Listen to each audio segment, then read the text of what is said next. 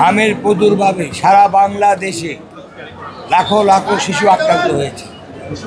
ইতিমধ্যে সরকারি হিসাব অনুযায়ী 610 জন নিশ্চিত হামের মৃত্যু, 92 জন, এবং বর্তমানে অদ্যাবধি 70,900 শিশু হাসপাতালে চিকিৎসাধীন। এটা সরকারি হিসাব।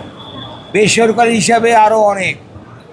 তৎকালীন অন্তর্বর্তীকালীন সরকার তাদের কাজের অবহেলার কারণে ব্যক্তি স্বার্থ চরিতার্থ করার কারণে, হাসিল করার কারণে ইউনিসেফের সরবরাহকৃত ভ্যাকসিন আমদানি বন্ধ করে দিয়ে টেন্ডারের মাধ্যমে তাদের নিজের স্বার্থ হাসিলের কারণে টেন্ডারের মাধ্যমে প্রক্রিয়ায় গিয়ে ভ্যাকসিন আনা বন্ধ করে দেয়, যার ফলশ্রুতিতে এই মরণব্যাধি, এই সংক্রমণ, রুবেলা ভ্যাকসিন না এনে এই হাম।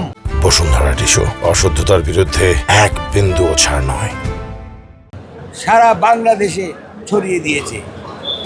যেই সময় সারা পৃথিবীতে কোনো হামের কোনো উপসর্গ নাই, যখন নির্মূলের পথে তাদের এই হীন সিদ্ধান্তের অবহেলার কারণে আজকে বাংলাদেশে গ্রামে গঞ্জে এই হামের প্রাদুর্ভাব ছড়িয়ে পড়েছে।